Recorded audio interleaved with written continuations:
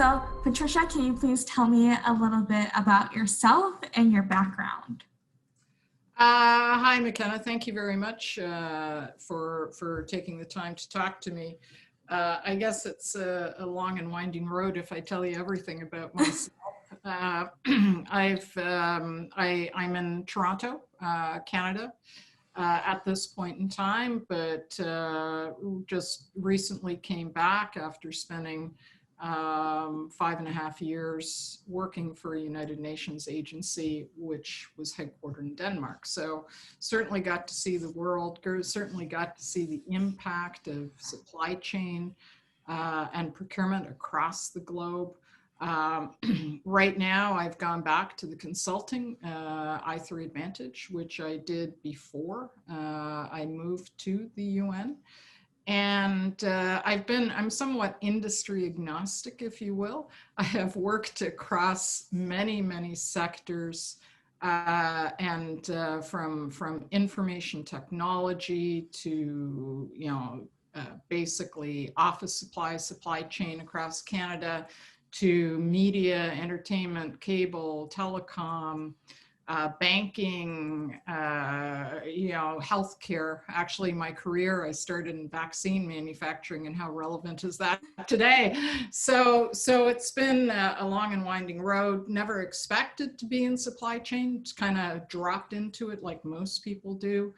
Having 2 science degrees, one in psychology and one in chemistry, and then doing my MBA in marketing.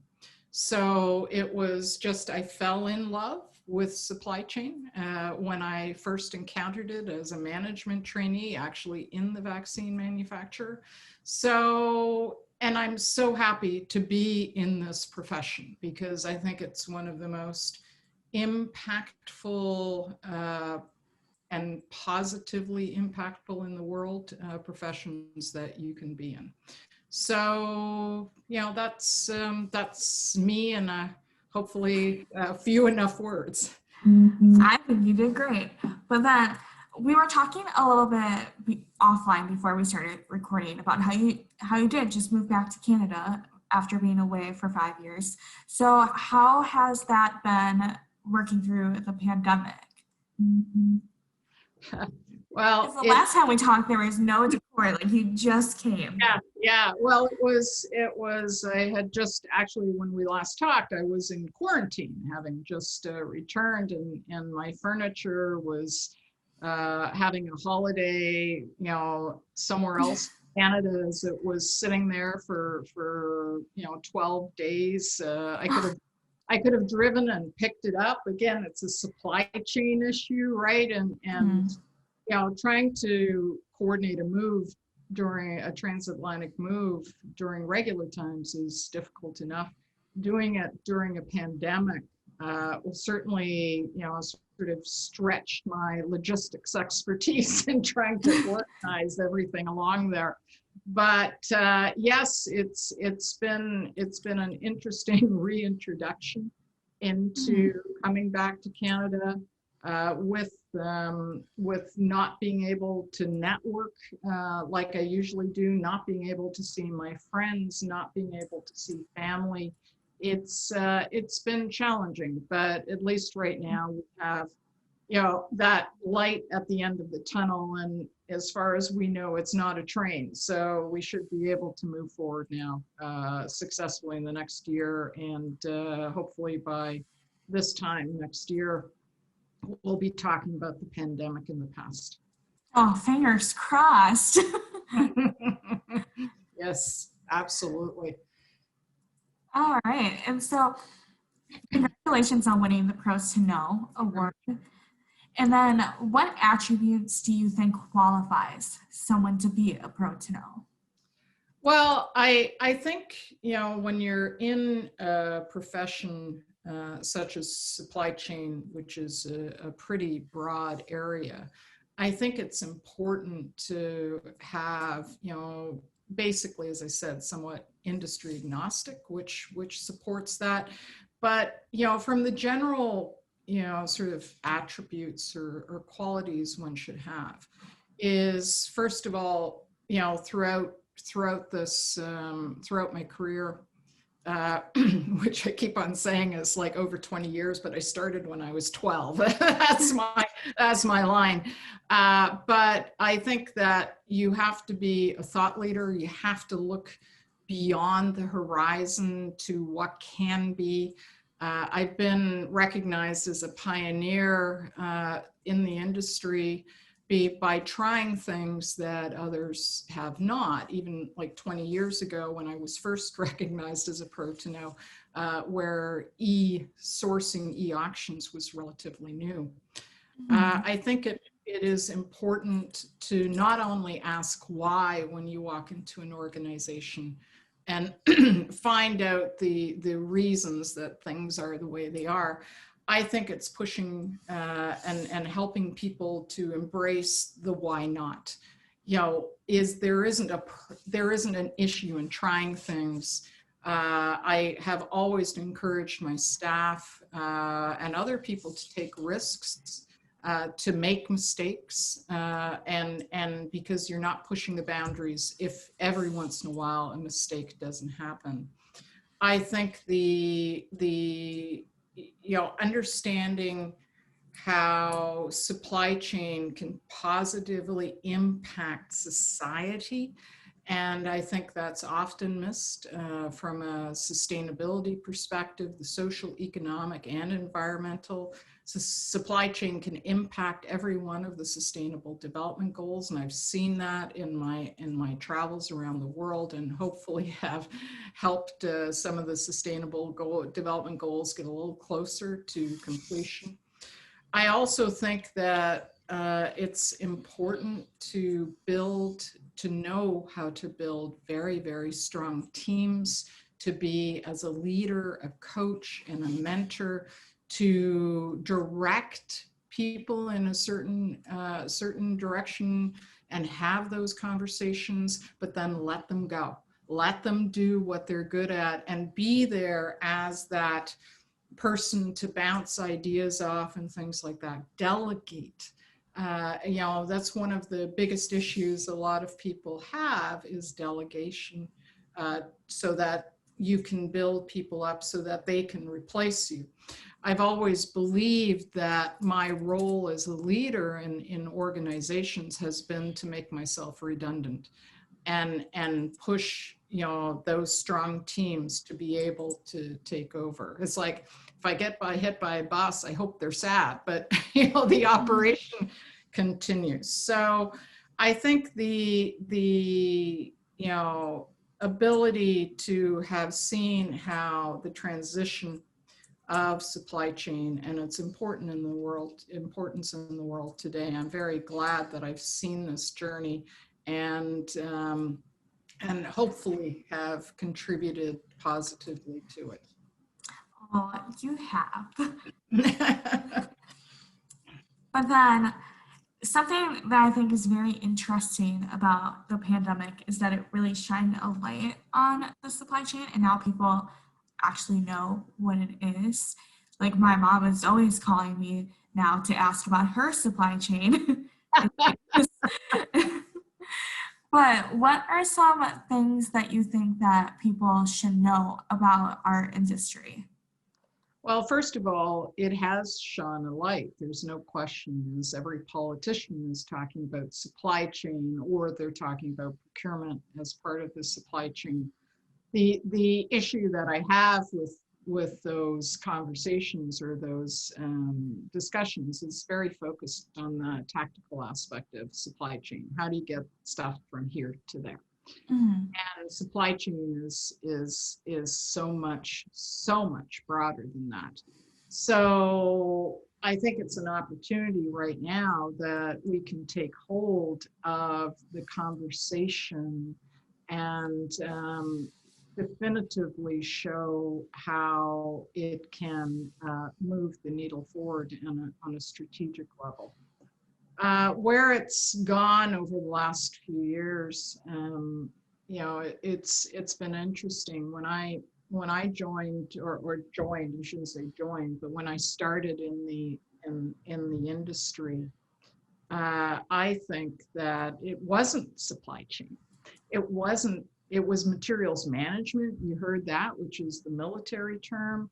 Mhm. But it was purchasing, not procurement. It was warehousing, distribution. They were all scattered and separate and not pulled together. So the move right now towards having it as a profession, having it identified as key core. Again, supply chain is never something people notice when it goes right. Right. They just notice it when it goes wrong. Right. If you don't get your package from wherever you've ordered it from. But I think that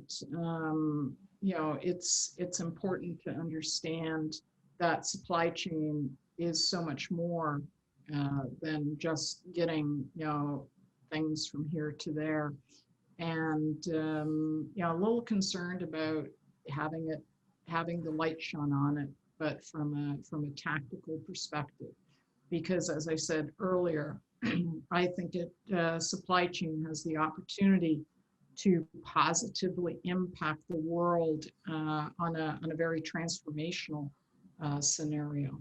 And having seen, even at the UN, how you can transform the operation to positively impact, developing nations is something that I think we often miss and should be forefront. And I do believe that supply chain should not be reporting to finance or to this and that. It should have a seat at the table with the CEOs of the organizations. Mhm.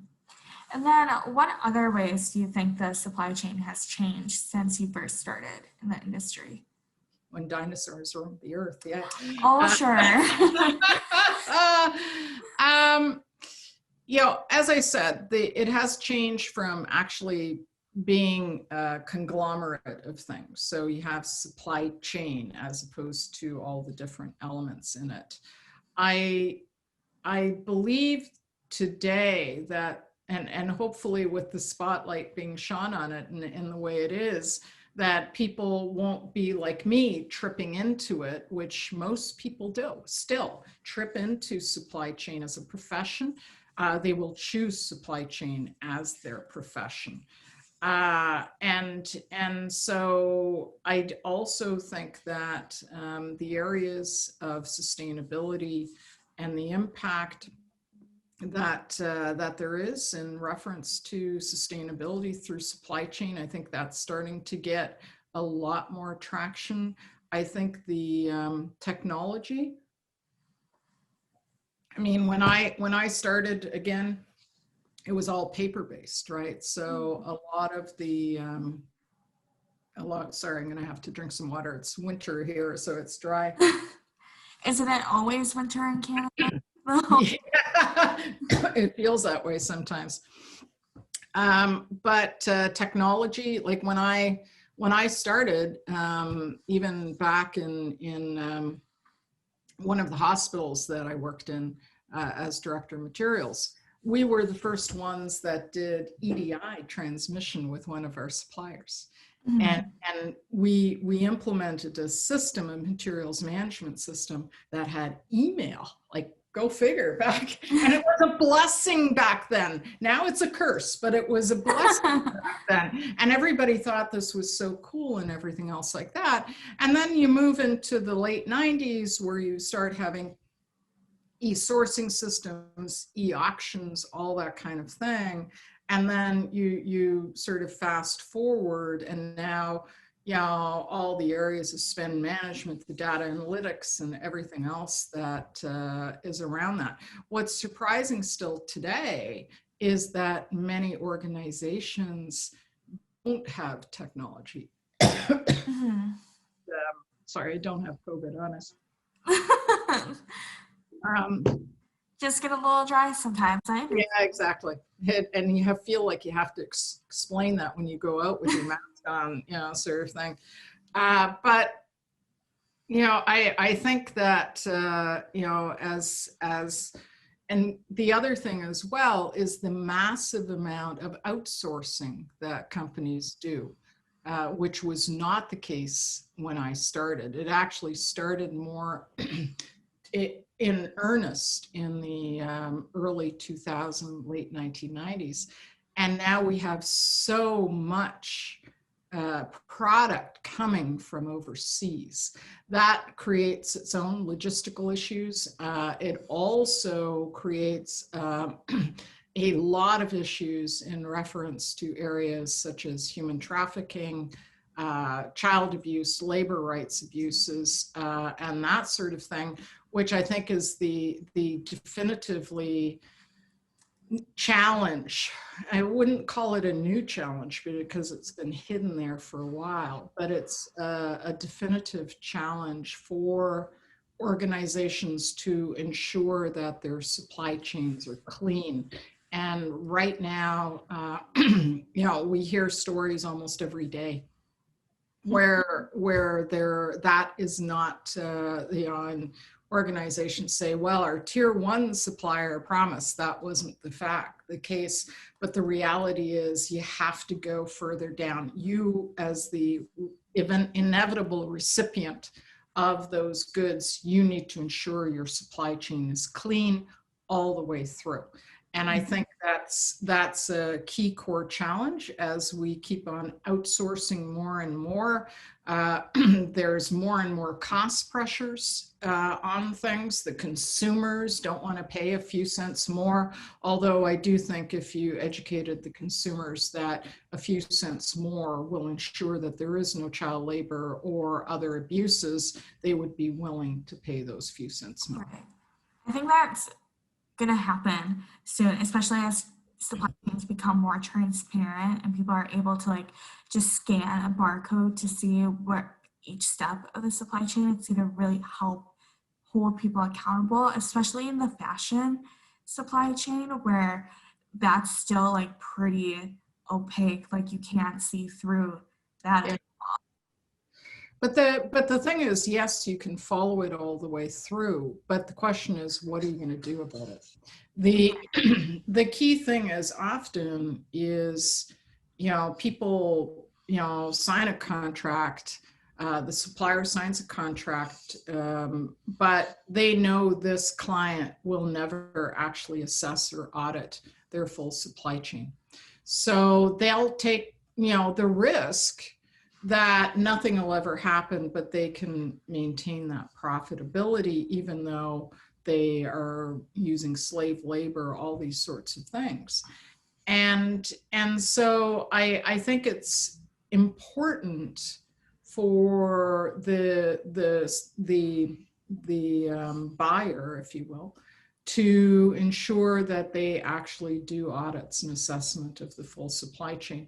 It's the same thing, if you often think about, people say, oh, I'm recycling this, I'm handing this over to a recycler, so I'm good. And you don't check to see where that's going. Are they actually taking your thing, saying they're a recycler, and throwing it into landfill?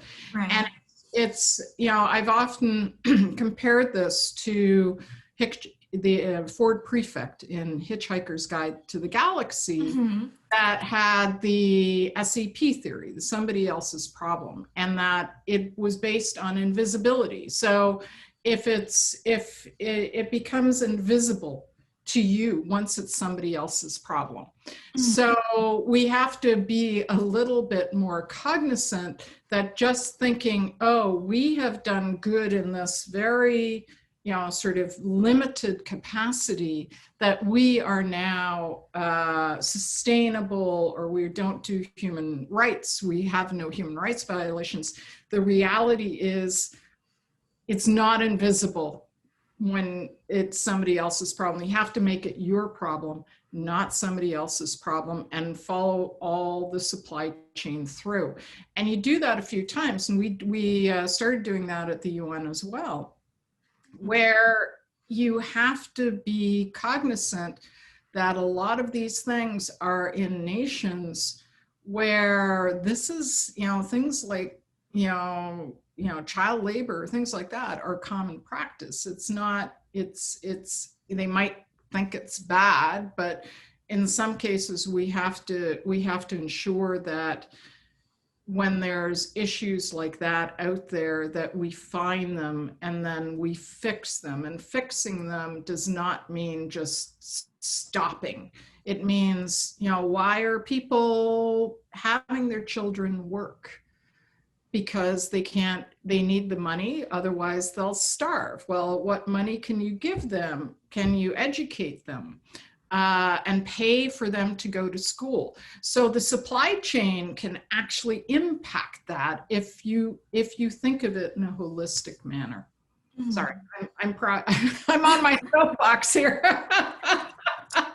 No, I get it. And I think that when they do those audits, they should like make them public for all the consumers to see, because like I really do think that the future generation. So at the time of this recording, I am 25. So I fall between, I'm like the youngest millennial to the oldest Gen Z, I guess you could say. But I really do think that people my age and younger hold companies accountable a lot more than our predecessors. And the risk of being canceled in this cancel culture that we currently have is so high that if you're doing something wrong, if you're testing on animals, or if you do have slave labor, or even if you just like tweet something wrong, your consumers are noticing that and they're not going to buy from you. Mm-hmm. Mm-hmm. Yeah, you know what, I have been a proponent of sustainability a long time before it became popular.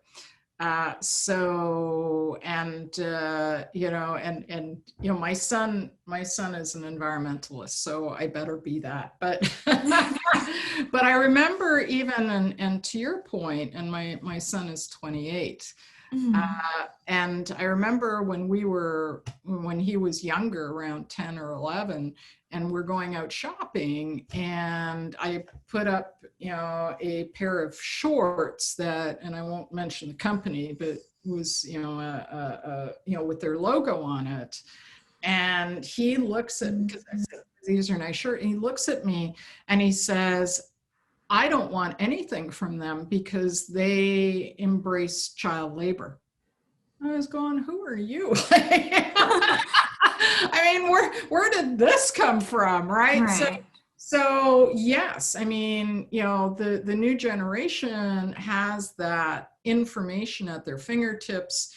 They're very clear on you know, the world moving forward. I don't think we're totally as much to blame as people would like to put on our on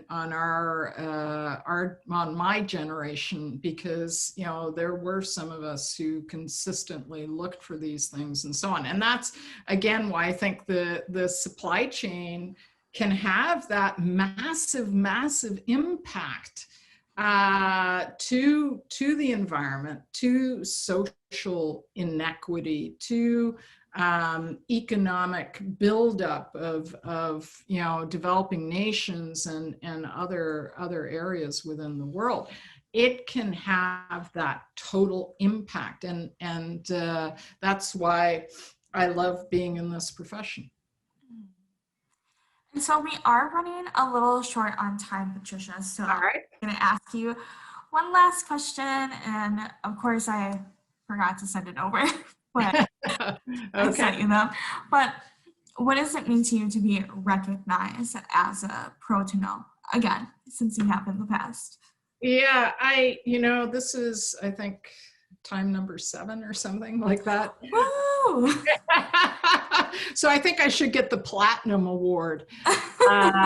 You know what? I believe it's important to have recognition for an industry, if you will, supply chain industry or profession, where often you don't get recognition within your own organizations for the impact and everything. Everybody, you know, sales, yay, you know, and that sort of thing.